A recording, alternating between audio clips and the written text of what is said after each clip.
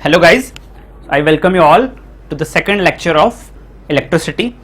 अभी तक हमने पहले लेक्चर में करंट और पोटेंशियल डिफरेंस को बहुत ही आसान भाषा में समझ लिया था। और आपने अगर अभी तक उस वीडियो को नहीं देखा है तो पहले उस वीडियो को आप देखें, उसके बाद इस लेक्चर को आप देखें तो आपको चीज़ें ज़्यादा अच्छे से क्लियर होंगी। करंट एंड पोटेंशियल डिफरेंस की हमने फीलिंग ली है जो कि सबसे ज़्यादा इंपॉर्टेंट है किसी भी चैप्टर को पढ़ने से पहले। तो अब हमारा नेक्स्ट टॉपिक है ओम्स लॉ। ठीक है, तो अब हम देखते हैं अपना ओम्स लॉ। और ओम्स लॉ में आप ऐसे समझ लो कि पूरे चैप्टर का ये हर्ट है, सबसे ज़्यादा इंपॉर्टेंट टॉपिक है पूरे चैप्टर में। क्यों? क्योंकि ऑलमोस्ट 90% क्वेश्चंस इस टॉपिक से बनते हैं। ठीक है, चाहे फिर आप resistance in series and parallel की बात करिए, चाहे आप हीटिंग इफेक्ट की बात करिए, चाहे आप कॉमर्शियल सर्किट्स की बात कीजिए जहाँ पे आपको इलेक्ट्रिसिटी का बिल कैलकुलेट करना है। ठीक है, तो ओम्स लॉ बहुत ही ज़्यादा ज़रूरी है। मैं आपसे रिक्वेस्ट करूँगा कि आप इस वीडियो को एंड तक देखो और बहुत ही अच्छे से आपको चीज़ें समझ में आएंगी, कोई भी डाउट नहीं आने दूंगा मैं आपके मन में। तो चलिए शुरू करते हैं। ओम्स लॉ पढ़ने से पहले जनरली टीचर्स आपको ओम्स लॉ पढ़ाते हैं और उसके बाद रेजिस्टेंस पढ़ाते हैं, बट मैं आपको रेजिस्टेंस पहले पढ़ाऊंगा जिससे आपको ओम्स लॉ की फीलिंग ज़्यादा है। ठीक है, और जब वो टर्म एक इंट्रोड्यूस करूँ मैं आर, तो आपको पता रहे कि ये आर है क्या, इसके पीछे की कहानी क्या है। ठीक है, तो मैं ओम्स लॉ पढ़ाने से पहले आपको रेजिस्टेंस पढ़ाना शुरू करना चाहता हूँ। ओके, तो हेडिंग डाल रहा हूँ मैं रेजिस्टेंस। ओके, मैं एक सिंपल सा केस ले रहा हूँ आपको समझाने के लिए कि रेजिस्टेंस होता क्या है। आप एक रोड पे चल रहे हो, ठीक है, आप रोड पे चल रहे हो, ठीक, आपने यहाँ से चलना शुरू किया, ठीक, आप चल रहे हो, ठीक, एक दो लोग और हैं आपके साथ। यहाँ पे जब आप रोड पे चल रहे हो तो बीच में आपको कोई और मिल रहा है, ठीक, वो भी इसी डायरेक्शन में चल रहा है, या यहाँ पे कोई रुका हुआ है, यहाँ पे कोई रुका हुआ है, आगे कुछ और लोग हैं वो भी इसी डायरेक्शन में चल रहे हैं। ठीक है, यहाँ पे कुछ और लोग हैं। तो हो क्या रहा है, आप ये हो नंबर 1। ठीक, आप जब चल रहे हो इस रोड पे तो आपको बीच में रोकने वाले लोग बहुत मिल रहे हैं। आपको अपनी व्हीकल की स्पीड को कम या ज़्यादा करना पड़ रहा है according to the situation. Means अगर बीच में कोई गाड़ी मिल रही है तो आपको ब्रेक लेके साइड से निकलना पड़ रहा है, या फिर आगे कोई खड़ा हुआ है तो आपको हॉर्न बजाना पड़ रहा है कि भाई साइड हो जाओ, या जो भी है। इट मीन्स कि जब आप रोड पे ट्रैवल करते हो तो आपको बहुत सारे रोकने वाले चीज़ मिलते हैं। ठीक है, आप स्मूथली ट्रैवल नहीं कर पाते हो। ठीक, तो मैं एक दूसरा केस लेता हूँ। उस केस में आप एक हाईवे पे चल रहे हो, ठीक है, आप कहाँ चल रहे हो, आपकी व्हीकल एक हाईवे पे चल रही है, और हाईवे पे आप जब ट्रैवल किए होगे तो आप देखोगे कि दूर दूर तक ज़्यादा गाड़ियाँ होती नहीं है, एकदम सन्नाटा होता है। आप 120 140 की स्पीड में चलाते रहते हो जो कि सेफ नहीं है, बट स्टिल आप ऑलमोस्ट 80 to 100 की स्पीड पे तो ड्राइव करते ही हो फोर व्हीलर को। ठीक है, तो वहाँ पे क्या होता है कि आपकी जो गाड़ी होती है वो स्मूथली चलती है। ठीक है, स्मूथली चलने का मतलब क्या है कि आपको रोकने वाला बीच में कोई नहीं है। ठीक है, रेजिस्टेंस का कॉन्सेप्ट भी कुछ ऐसा ही है। अपनी गाड़ी को समझो करंट, ओके, और इस रोड पे या इस हाईवे पे जो और व्हीकल्स चल रही हैं उनको समझो रेजिस्टेंस। इट मीन्स अगर रोड पे ट्रैफिक ज़्यादा होगा, रोड पे ट्रैफिक का अमाउंट ज़्यादा है, इट मीन्स आपकी जो व्हीकल है, व्हीकल की स्पीड कम होगी। This is clear. अगर ट्रैफिक कम होगा या नहीं होगा तो आपकी व्हीकल की स्पीड बहुत ही ज़्यादा होने वाली है। रेजिस्टेंस भी कुछ ऐसा ही है। अगर रेजिस्टेंस ज़्यादा है इट मीन्स करंट कम होगा, और अगर रेजिस्टेंस कम है तो करंट ज़्यादा होगा। रेजिस्टेंस करंट के केस में आप कैसे समझ सकते हो? रेजिस्टेंस करंट को कंट्रोल करता है, ओके, करंट को रोकता है, करंट के पाथ में ऑब्स्ट्रक्शन लाता है। अब आपने ये ट्रैफिक वाला सीन समझ लिया। अब हम चलते हैं अपने मेटेलिक कंडक्टर में, वायर में, जहाँ की इस सिचुएशन को हम वैसे ही डिपिक्ट करेंगे। मैं एक ले रहा हूँ मेटेलिक वायर, ठीक है, मेटेलिक वायर जैसे कि कॉपर का वायर हो गया, एल्यूमिनियम का वायर हो गया। तो मेटेलिक वायर के केस में मैं एक क्रॉस सेक्शनल एरिया बना रहा हूँ,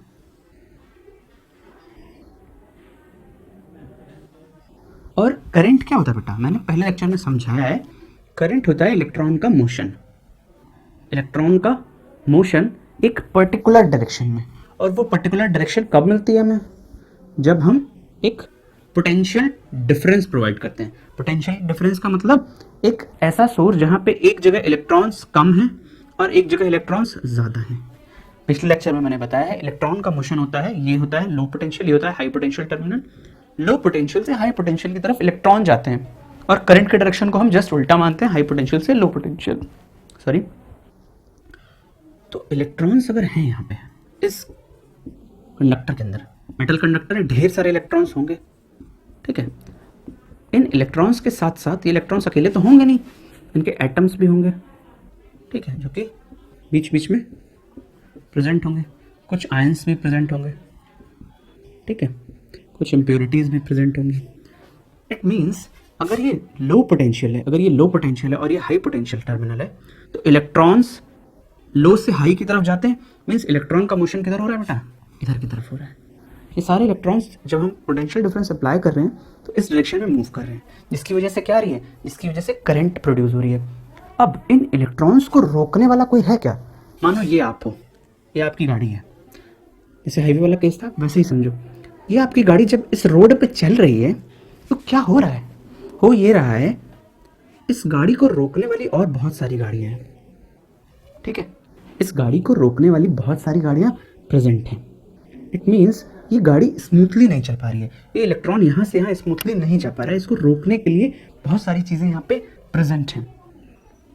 उसकी वजह से क्या हो रहा है, करंट की वैल्यू क्या हो रही है बेटा, डिक्रीज हो रही है, करंट की वैल्यू डिक्रीज हो रही है। इट मीन्स अगर रेजिस्टेंस ज़्यादा है, रोकने वाले एलिमेंट्स ज़्यादा हैं, इसका मतलब क्या है, करंट की वैल्यू कम होगी अगर रेजिस्टेंस की वैल्यू ज़्यादा होगी। तो अगर बेसिकली हम समझें तो क्या है, रेजिस्टेंस क्या है, रेजिस्टेंस करंट को कंट्रोल करता है, करंट के पाथ को रोकता है, ओके। अब रेजिस्टेंस का काम क्या है, रेजिस्टेंस यूजफुल कैसे है। अब अगर हम कोई सर्किट डिज़ाइन कर रहे हैं और उसमें हमें किसी पर्टिकुलर एलिमेंट को कम करंट देना है, तो हम उसके आगे एक एलिमेंट लगा देंगे जिसका नाम होता है क्या बेटा, जिसका नाम होता है रजिस्टर, ठीक है। रजिस्टर रेजिस्टेंस प्रोवाइड करेगा और उस पर्टिकुलर एलिमेंट तक करंट की कम वैल्यू पहुंचेगी, क्योंकि करंट को रोकता है रजिस्टर, ओके। अच्छा, तो क्या हम ये समझें कि I जो है वो इन्वर्सली प्रोपोर्शनल होता है किसके, करंट के। I क्या है, करंट की इन्वर्सली प्रोपोर्शनल। रेजिस्टेंस बढ़ाओगे तो करंट कम हो जाएगा। I hope this is clear to you. Resistance की जो SI यूनिट है, रेजिस्टेंस की SI यूनिट वो होती है बेटा ओम। ओम आपको पता है ना, ठीक है। ओम का सिंबल क्या है, अगर मैंने लिख दिया 5 ओम, इट मीन्स 5 ओम का रेजिस्टेंस प्रेजेंट है, ठीक है। अब आपने रेजिस्टेंस समझ लिया, उसका रीजन समझ लिया कि रेजिस्टेंस होता क्यों है, क्योंकि जब इलेक्ट्रॉन्स कोलाइड करते हैं अपने नेबरिंग इलेक्ट्रॉन्स से और एटम्स से, उसकी वजह से रेजिस्टेंस प्रोड्यूस होता है, ओके। तो अब आपको ओम्स लॉ पढ़ने में काफ़ी ज़्यादा आसानी रहेगी। तो अब हम शुरू करते हैं ओम्स लॉ, ओके स्टूडेंट्स। तो अब हम देखते हैं ओम्स लॉ। ओम्स लॉ अगर मैं आपको डेफिनेशन वाइज पहले बताऊंगा तो आपको शायद थोड़ा कम समझ में आए कि ये इसके क्या प्रोपोर्शनल, ठीक है। मैं ओम्स लॉ को भी एक सिचुएशन से रिलेट करके आपको बताता हूँ, ठीक है। जैसे कि मैंने पोटेंशियल डिफरेंस में बताया था, वैसे ही मैं यहाँ पे भी आपको रिलेट कर रहा हूँ।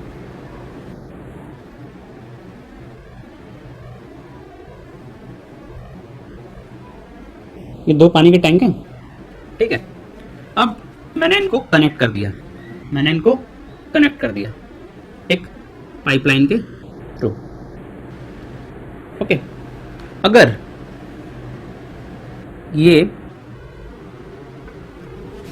टैंक का लेवल, टैंक नंबर 1 है ये और ये टैंक नंबर 2 है, इसका लेवल यहाँ तक भरा हुआ है और ये टैंक इसमें पानी भेज रहा है, ये खाली टैंक है। अगर इसका लेवल यहाँ पे है, पानी भेजेगा, सिचुएशन नंबर 1। मैं सिचुएशन नंबर 2 बनाता हूँ, ठीक है।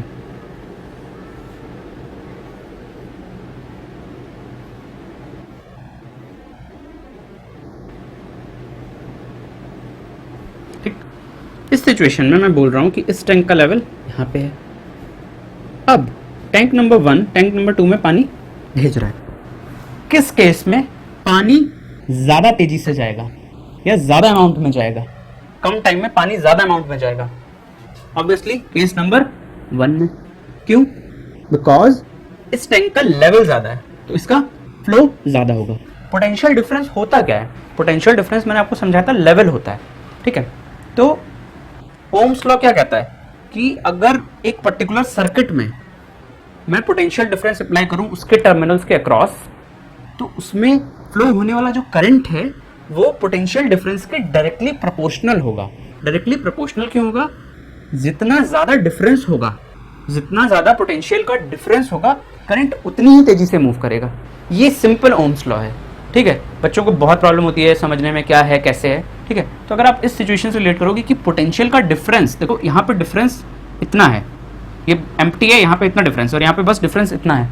तो जब पानी का डिफरेंस कम है तो पानी धीरे धीरे फ्लो करेगा, और पानी का डिफरेंस जब ज़्यादा है तो तेजी से फ्लो करेगा।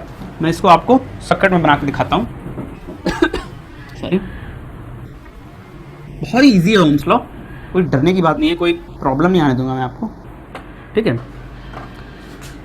ये मैंने बना दिया एक वायर,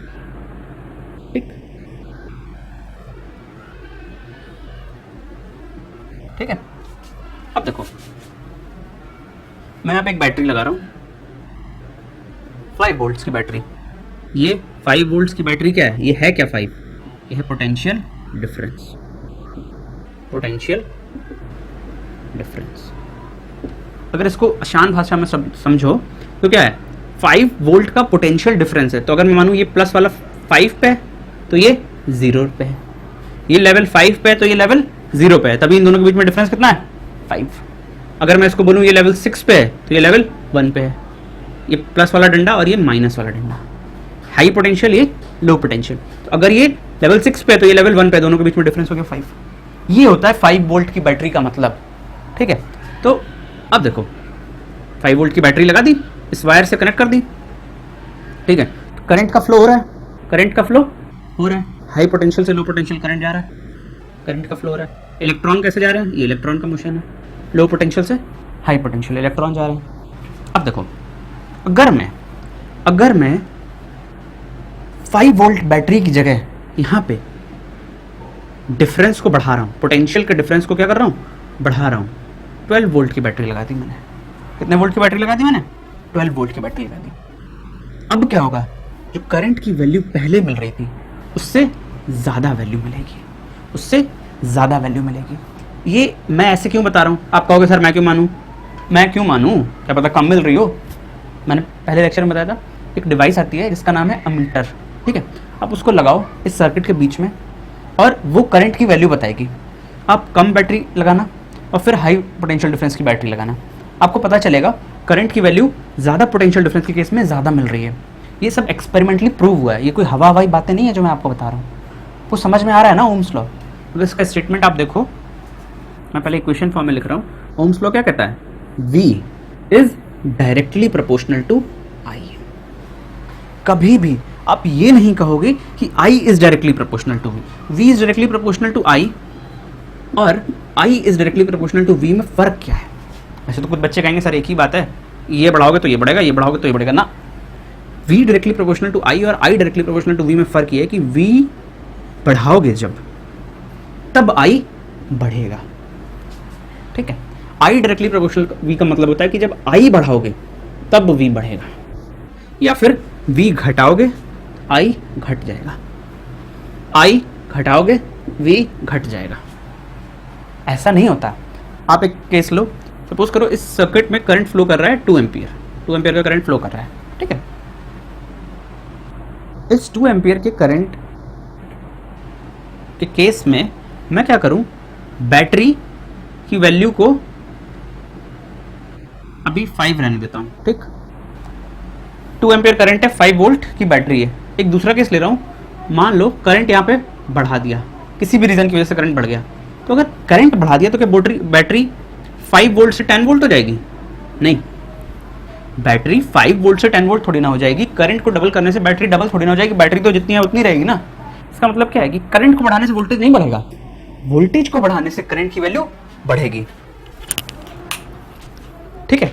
वोल्टेज को बढ़ाने से करंट की वैल्यू इंक्रीज होगी। इट मींस ओम्स लॉ को हम कैसे स्टेट कर सकते हैं? For any metallic conductor the potential difference across the ends of the conductor is directly proportional to the current flowing in the conductor when temperature is constant. ये बात important क्यों है? टेम्परेचर कांस्टेंट होना important क्यों है? Temperature constant होना important इसलिए है, अगर टेम्परेचर की वैल्यू बढ़ाओगे, ठीक है, टेम्परेचर की वैल्यू बढ़ाने से क्या होता है? इलेक्ट्रॉन्स की काइनेटिक एनर्जी बढ़ती है, काइनेटिक एनर्जी बढ़ेगी, वो ज़्यादा एनर्जी के साथ मोशन करेंगे, तो रेजिस्टेंस की वैल्यू में भी चेंज हो जाए, वेरी हो जाए. इट मीन्स कि ओम्स लॉ तभी अप्लाई होगा जब पोटेंशियल बढ़ा रहे हो, करंट बढ़ रहा है, बट टेम्परेचर कांस्टेंट होना चाहिए. कई लोग लिख देते हैं अगर मैं सिंपल भाषा में आपको ओम्स लॉ की डेफिनेशन बताऊं तो the potential difference across the ends of a conductor is directly proportional to the current flowing through the conductor when physical conditions are constant. वो फिजिकल कंडीशंस क्या है बेटा? टेम्परेचर कांस्टेंट होना चाहिए. I hope आपको Ohm's law समझ में आया होगा. अब जब भी प्रोपोर्शनलिटी का साइन हटाते हो तो एक क्या आता है? आता है एक कांस्टेंट. इस कांस्टेंट का नाम क्या है? इस कांस्टेंट का नाम क्या है बेटा? इस कांस्टेंट का नाम है आर, जिसके बारे में हम पूरी कहानी पहले से ही जानते हैं. ये आर क्या है? रेजिस्टेंस. अभी हमने पूरी कहानी पढ़ ली. रेजिस्टेंस के बारे में पूरी कहानी हम ऑलरेडी जानते हैं कि रेजिस्टेंस करंट को कंट्रोल करता है. आई होप आपको ओम्स लॉ समझ आया होगा. ठीक है, अब मैं आपको कुछ ग्राफ बना के दिखाता हूँ. अब देखो बेटा, मैं कुछ ग्राफ बना रहा हूँ. ठीक है, मैं दो टाइप के ग्राफ बनाऊंगा.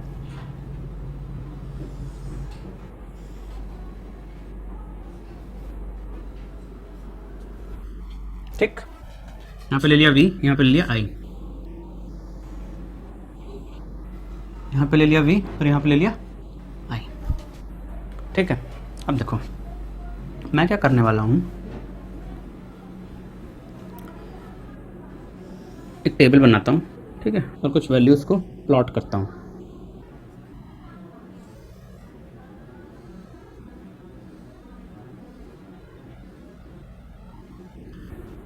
y एक्सिस, ये y एक्सिस है और ये है x एक्सिस. कोई भी ग्राफ बनाने के लिए हमारे पास दो टाइप के वेरिएबल होते हैं. एक होता है बेटा डिपेंडेंट वेरिएबल, डिपेंडेंट वेरिएबल, ठीक है, और एक होता है इंडिपेंडेंट वेरिएबल. डिपेंडेंट और इंडिपेंडेंट वेरिएबल ग्राफ बनाने के लिए समझना बहुत ज़रूरी है. अगर मैं लिख रहा हूँ y is equals to 2x, y equals to 2x, तो आप x की वैल्यू डालो, x की वैल्यू डालो 1, तो y की वैल्यू कितनी मिलेगी? x की वैल्यू 1 डालो, y की वैल्यू मिली 2, x की वैल्यू 2 डालो, y की वैल्यू मिली 4. मीन्स जब हम x की वैल्यू इनपुट कर रहे हैं तब हमें y की वैल्यू आउटपुट में मिल रही है. ठीक है, तो y किस पे डिपेंड कर रहा है? y डिपेंड कर रहा है x पे. तो y क्या है? डिपेंड कर रहा है, इसलिए y होता है डिपेंडेंट. और x हो गया मेरा, x को किसी से कोई मतलब नहीं, x की अपनी खुद की वैल्यूज है, इसलिए x कैसा वेरिएबल है? इंडिपेंडेंट वेरिएबल है. इस केस में I करंट कैसा वेरिएबल है? मेरा करंट है मेरा dependent variable. Current is dependent और V है मेरा इंडिपेंडेंट. ठीक है, इट मींस कि मैं V की वैल्यूज पुट करूंगा और मुझे I की वैल्यूज मिल जाएंगी. ठीक है, एग्जाम में ग्राफ IV करके भी आ जाता है और VI करके भी आ जाता है. बच्चे कंफ्यूज कि भाई अगर V यहाँ लिख दोगे और I यहाँ लिख दोगे तो क्या फ़र्क है, और अगर V यहाँ पे लिख दोगे और I यहाँ लिख दोगे तो क्या फ़र्क है. ये फ़र्क समझना बहुत ज़रूरी है. अब देखो मैं ये वाला ग्राफ बना रहा हूँ. ठीक है, V और I, मैंने V की वैल्यू ली 2 वोल्ट्स. ठीक, मैंने V की वैल्यू ली 2 वोल्ट्स, मुझे करंट मिला 2 एम्पियर. ठीक, मैंने V की वैल्यू बढ़ा के 4 कर दी, मेरा करंट भी 4 हो गया. V की वैल्यू 6, करंट भी 6. V की वैल्यू 8, करंट भी 8. V की वैल्यू 10, करंट भी 10. इसको ड्रॉ कर लेता हूँ. V यहाँ पे 0 है. ठीक, 0,0 पॉइंट होता है ये ओरिजिन. ठीक है, यहाँ पे है 2, 4, 6, 8 और 10. ठीक है बेटा, अब देखो यहाँ पे भी बना लेता हूँ मैं 2, 4, 6, 8 और 10. जब V की वैल्यू 2 है तो I की वैल्यू भी 2 है. एक पॉइंट मिला. ग्राफ पे पॉइंट्स प्लॉट करना आता होगा आपको। v की वैल्यू 2 तो i की वैल्यू भी 2, v की वैल्यू 4 तो i की वैल्यू भी 4, v की वैल्यू 6 तो i की वैल्यू भी 6, v की वैल्यू 8 तो i की वैल्यू भी 8, और v की वैल्यू 10 तो i की वैल्यू भी 10। इस लाइन को ज्वाइन करो आप। कैसी लाइन मिल गई? ये लाइन हमें मिली एक स्ट्रेट लाइन, ठीक है, ये लाइन मिली हमें स्ट्रेट लाइन। अब सेम काम करता हूं मैं इस तरफ, ठीक। अब यहां पे हमारा इंडिपेंडेंट वेरिएबल कौन है? i है, और डिपेंडेंट वेरिएबल v है। मीन्स हम i की वैल्यूज रखेंगे और हमें v की वैल्यूज मिलती जाएंगी। मैं एक टेबल बनाता हूं यहां पे, ठीक है। ये वैल्यूज एक्सपेरिमेंटल वैल्यूज हैं, ऐसा करने पे यही वैल्यूज मिलती हैं। मैं i की वैल्यूज ले रहा हूं और v की वैल्यूज मुझे मिलेंगी। मैंने i की वैल्यू ली 1, v की वैल्यू मुझे 2, i की वैल्यू 2, v की वैल्यू 4, i की वैल्यू 3, v की वैल्यू 6, i की वैल्यू 4, v की वैल्यू 8, 5 और 10, ठीक बेटा। अब देखो करंट 1 2 3 4 5, ठीक है, और इधर वोल्टेज है। ये अपने हिसाब से हम लिख सकते हैं इनको 2 4 6 से 10 भी लिख सकते हैं, हमारी जैसी नीड है। हम 10 20 30 40 भी लिख सकते हैं। हम स्केल हमें लिखना पड़ता है। आपको ग्राफ बनाना आता होगा कि एक्स एक्सिस पे एक यूनिट की वैल्यू कितनी है, 1 यूनिट में 10 कॉलम्स आ रहे हैं। आप अपने हिसाब से इसको ले सकते हो। आप 5 10 15 20 भी ले सकते हो, आप 2 4 6 8 भी ले सकते हो, जैसी आपकी नीड हो, ठीक है। तो ये हो गया 4 6 8 एंड 10। अब देखो 1 और 2, करंट की वैल्यू 1 तो वोल्टेज की वैल्यू 2, 2 पे वैल्यू मिल रही है 4, 3 पे वैल्यू मिल रही है 6, 4 पे वैल्यू मिल रही है 8, 5 पे वैल्यू मिल रही है 10। इन सारे पॉइंट्स को आप जोड़ोगे जब, तो फिर से क्या मिल गई? एक स्ट्रेट लाइन मिल गई। अब देखो जिन भी कंडक्टर्स के लिए मुझे ओम्स लॉ एक स्ट्रेट लाइन देता है, उन कंडक्टर्स को मैं बोलता हूं ओमिक कंडक्टर्स। कैसे कंडक्टर्स बेटा? ओमिक कंडक्टर्स, ठीक है, ओमिक कंडक्टर्स। कुछ कंडक्टर्स ओम्स लॉ में स्ट्रेट लाइन नहीं देते, तो उनको मैं क्या बोलता हूं? Non ohmic conductors. वो कुछ कैसा ग्राफ दे देंगे? अगर मैं IV ग्राफ बनाऊं वो कुछ ऐसा ग्राफ दे देंगे, ठीक है। तो वो कंडक्टर्स कौन से कंडक्टर्स कहलाएंगे? नॉन ओमिक कंडक्टर्स, जो कि ओम्स लॉ को फॉलो नहीं करते हैं। अच्छा, अब इन दोनों ग्राफ में फर्क क्या है? इन दोनों ग्राफ में डिफरेंस क्या है? अगर मैं क्या करता हूं, y अपॉन x करता हूं, इस केस में y upon x means I upon v करता हूं, I अपॉन v करता हूं, तो मुझे क्या मिल रहा है? I अपॉन v करने पे मुझे क्या मिल रहा है देखते हैं। v इज इक्वल्स टू क्या होता है बेटा? IR। तो I अपॉन v करना है मेरे को, I अपॉन v करना है, तो I अपॉन v को इधर ले आओ, R को इधर ले जाओ। वैल्यू कितनी मिल गई? वैल्यू मिल रही है 1/r। इसका मतलब क्या हुआ? जब भी हम VI ग्राफ बनाएंगे, उस केस में ये जो स्ट्रेट लाइन है, ये मुझे देगी 1/r। 1/r, और 1/r क्या होता है? रेजिस्टेंस का उल्टा, जिसको मैं बोलता हूं कंडक्टेंस।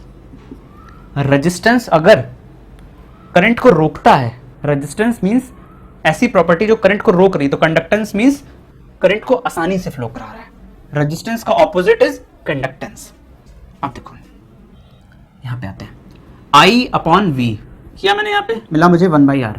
अगर मैं IV ग्राफ देख रहा हूं और मैं कर रहा हूं y अपॉन x होता क्या? मैं y अपॉन x क्यों कर रहा हूं? y अपॉन x होता है इस लाइन का स्लोप, ठीक है, इस लाइन का स्लोप y अपॉन x, जो कि मुझे दे रहा है कंडक्टेंस।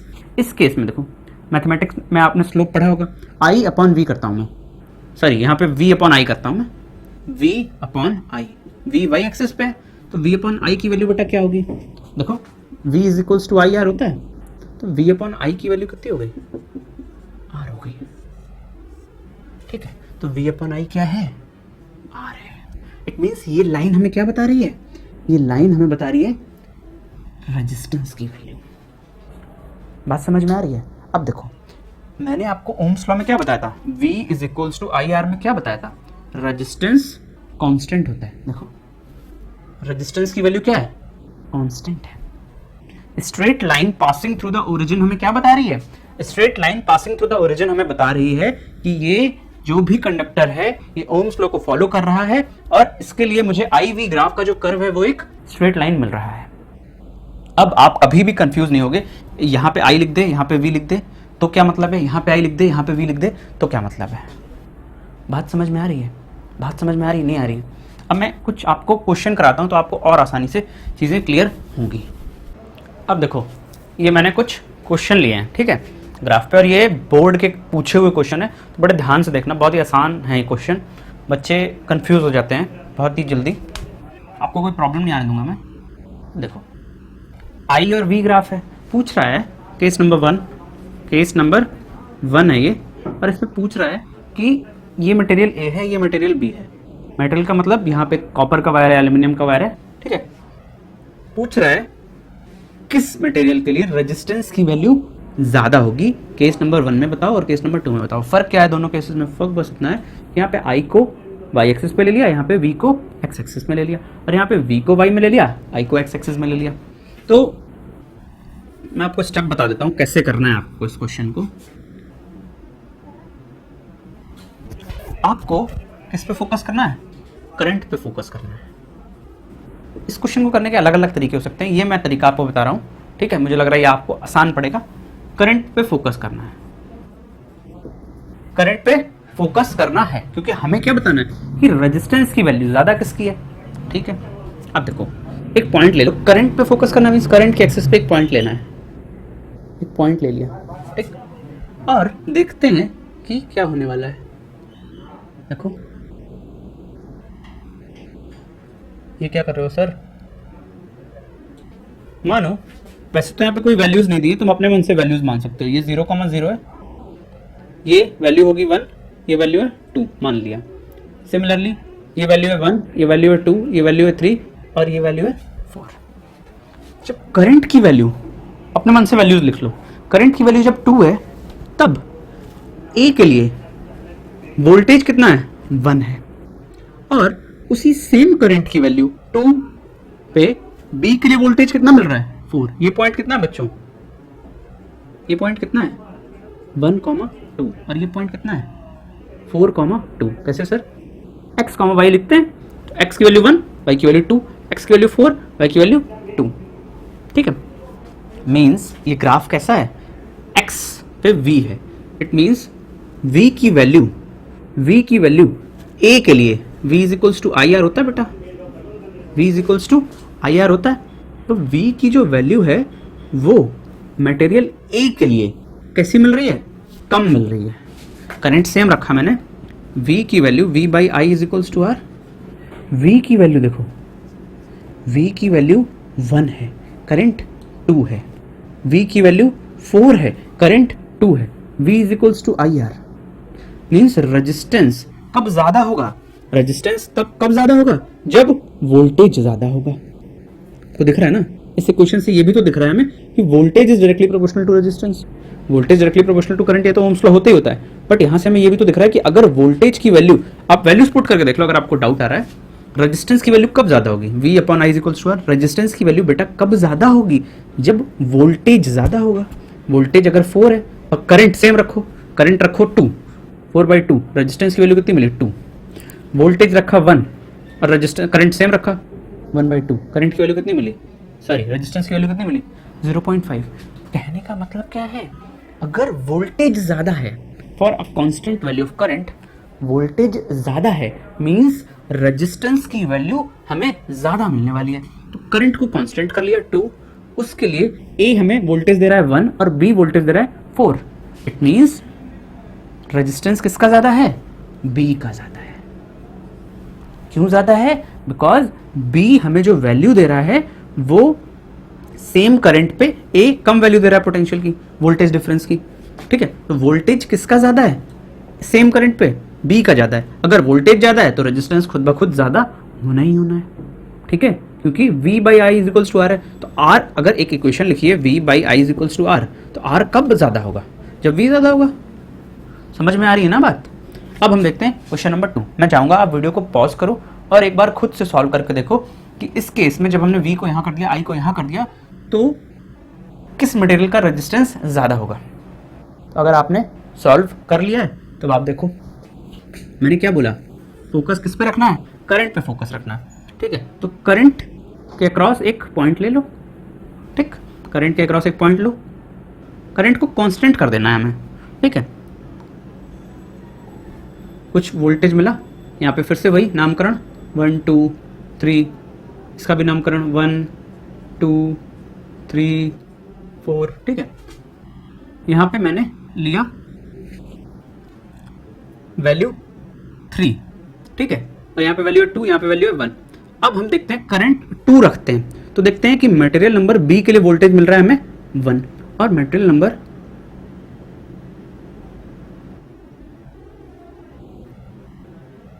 ए के लिए वोल्टेज मिल रहा है 3। मीन्स क्या मतलब हुआ, करंट को सेम रखा, V बराबर आई आर, करंट को सेम रख दो, करंट को कांस्टेंट बना दो, कांस्टेंट बना दो, करंट को कांस्टेंट बना दो, जो कि हमने यहाँ पे किया था। जब करंट को कांस्टेंट बनाओगे तो रेजिस्टेंस कब ज्यादा होगा, जब V ज्यादा होगा। जब V की वैल्यू ज्यादा होगी तो रेजिस्टेंस की वैल्यू ज्यादा होगी। देखो करंट कांस्टेंट है, बी मटेरियल हमें कांस्टेंट करंट पे वोल्टेज दे रहा है 1 और ए मटेरियल हमें कांस्टेंट करंट पे वोल्टेज दे रहा है 3। वोल्टेज किसका ज्यादा, वोल्टेज किसका ज्यादा, ए का वोल्टेज ज्यादा। वोल्टेज जिसका ज्यादा रेजिस्टेंस उसका ज्यादा। जब ए का वोल्टेज ज्यादा तो ए का रेजिस्टेंस ज्यादा, तो ए हैज हायर रेजिस्टेंस। और इस केस में बी का रेजिस्टेंस ज्यादा था। आई होप आपको ये प्रॉब्लम समझ में आई होगी। कुछ नहीं करना, बस करंट को बॉस बना देना है, करंट को कांस्टेंट रखना है, फिर देखना है वोल्टेज किस उस particular constant value of current के लिए वोल्टेज कब ज्यादा मिल रहा है। जिसमें वोल्टेज ज्यादा मिल रहा है उसका रेजिस्टेंस ज्यादा हो जाएगा। ये बोर्ड का क्वेश्चन था, आई होप आपको समझ में आया होगा। अब हम देखते हैं कुछ और बातें, ठीक है। ओम्स लॉ के केस में मैंने आपको 2 टाइप के कंडक्टर बताए, एक होते हैं ओमिक कंडक्टर और एक होते हैं नॉन ओमिक कंडक्टर, ठीक है। तो ओमिक कंडक्टर कौन होंगे, जो ओम्स लॉ को फॉलो करेंगे, और नॉन ओमिक कंडक्टर कौन से होंगे, जो ओम्स लॉ को फॉलो नहीं करेंगे। जो कंडक्टर्स ओम्स लॉ को फॉलो करेंगे उनका ग्राफ आप वी ग्राफ बनाओ या फिर IV ग्राफ बनाओ, एक स्ट्रेट लाइन होगी जो कि ओरिजिन से पास करेगी, ठीक है। अब मैं कुछ आपको सिंबल्स बता देता हूं। रेजिस्टेंस का सिंबल है ये, दिस इज रेजिस्टेंस, ठीक है। ये है हमारा switch, switch fan on off करते हो तो ये है हमारा स्विच ऑफ, ऑफ स्विच है ये, ठीक। ये है ऑन स्विच, की भी बोलते हैं इसको हम, ठीक। सेल का सिंबल है ये बेटा, ये है सेल। बैटरी बनानी है, ढेर सारे सेल्स को कनेक्ट कर दो, ठीक है। ये है हमारी बैटरी। अमीटर का सिंबल देख लो, मीटर क्या करता है, करंट को मेजर करता है। ये क्या है, वोल्ट मीटर। अब हम कुछ और सिंबल देखते हैं। अगर मैं रियोस्टेट का सिंबल बनाऊं तो वो कुछ इस तरह से होगा।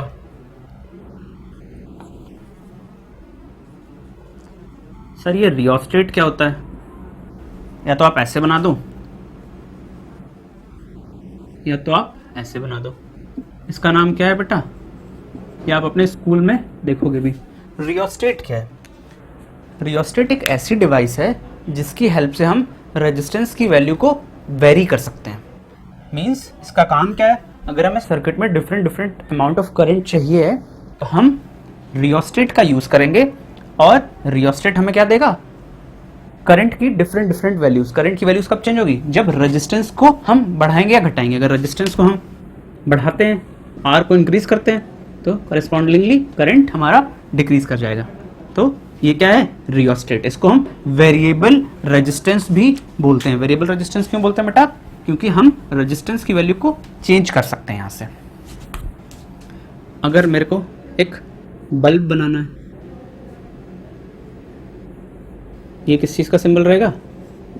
बल्ब का। अब यहाँ पे इंपॉर्टेंट चीज़, बल्ब को हम एक रजिस्टर से भी दिखा सकते हैं, क्योंकि बल्ब भी क्या है?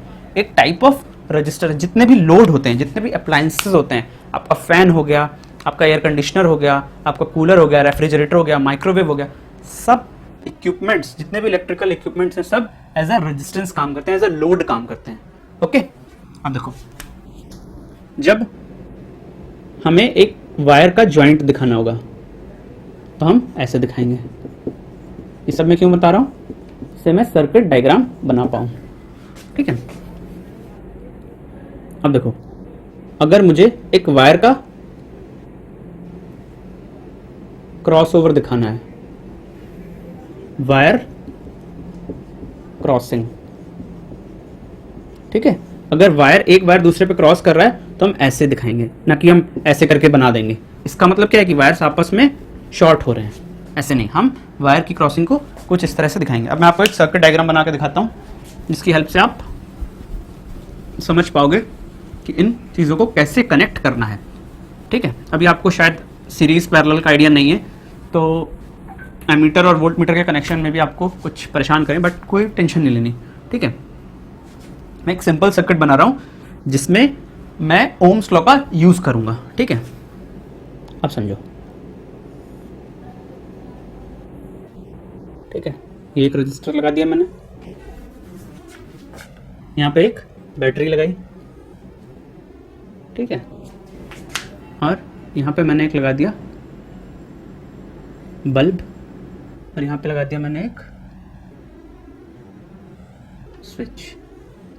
ठीक है, स्विच को मैं यहां पे लगा देता हूं। ठीक है, तो ये बन गया एक सर्किट। ये वोल्टेज V की बैटरी है, करंट इस डायरेक्शन में फ्लो करेगा इस सर्किट में, इसका रेजिस्टेंस R है। ठीक है, कहने का मतलब क्या है? अगर हमें सर्किट डायग्राम बनाने हैं तो हमें कुछ इस तरह से बनाने होंगे। अब मैं आपको कुछ वैल्यूज देता हूं और ओम्स लॉ अप्लाई कराता हूं। ठीक है, मानो इस बैटरी की वैल्यू है 12 वोल्ट्स। इस बैटरी की वैल्यू कितनी है बेटा? 12 वोल्ट्स। और ये रजिस्टर लगा हुआ है सपोज 2 ओम का। ठीक, बल्ब में भी रेजिस्टेंस होगा, मानो इस बल्ब के अंदर भी रेजिस्टेंस है 4 ओम का। ठीक, ये रजिस्टर और ये बल्ब आपस में डायरेक्टली कनेक्टेड है। ऐसे कनेक्शन को मैं बोलता हूँ सीरीज कनेक्शन। अभी कोई टेंशन नहीं लेनी, अभी मैं एक छोटी सी चीज़ आपको बता रहा हूँ। ठीक है, तो आपको सीरीज पैरेलल का कोई टेंशन नहीं लेना। अगर आपको प्रॉब्लम हो रही है तो मैं इसको हटा देता हूँ। अभी सीरीज पैरेलल मैंने नहीं पढ़ाया तो मैं ये चीज़ आपको नहीं बताता हूँ। आप सिंपली इस सर्किट को देखो। ठीक है, एक रजिस्टर लगा है, एक 12 वोल्ट की बैटरी लगी है, हमसे पूछ रहे हैं कि यहाँ पे करंट की वैल्यू बताओ। हमसे पूछ रहे हैं करंट की वैल्यू बताओ, तो हमें V बराबर IR पता है, ओम्स लॉ। ठीक है, V की वैल्यू कितनी बेटा? V की वैल्यू 12, I की वैल्यू हमें पता नहीं, R की वैल्यू 2, तो I की वैल्यू कितनी हो गई? 12/2, 6 एम्पियर्स। बहुत ही सिंपल क्वेश्चन होते हैं ओम्स लॉ के। ठीक है, कोई भी टेंशन नहीं लेनी है। ओम्स लॉ के क्वेश्चन बहुत ही आसानी से बनते हैं। आज के लेक्चर में मैं इतना ही रखता हूँ। नेक्स्ट लेक्चर में मैं आपको बताऊंगा फैक्टर्स अफेक्टिंग द रेजिस्टेंस कैसे कैसे वेरी होता है, और साथ में मैं आपको बताऊंगा रजिस्टिविटी के बारे में। ठीक है, और आने वाले टॉपिक सीरीज पैरेलल कनेक्शन और हीटिंग इफेक्ट ऑफ करंट, वो सब भी हम देखेंगे। तो आपको अगर आज की वीडियो अच्छी लग रही है तो आप प्लीज़ चैनल को सब्सक्राइब कीजिए और वीडियो को लाइक कीजिए। Thank you.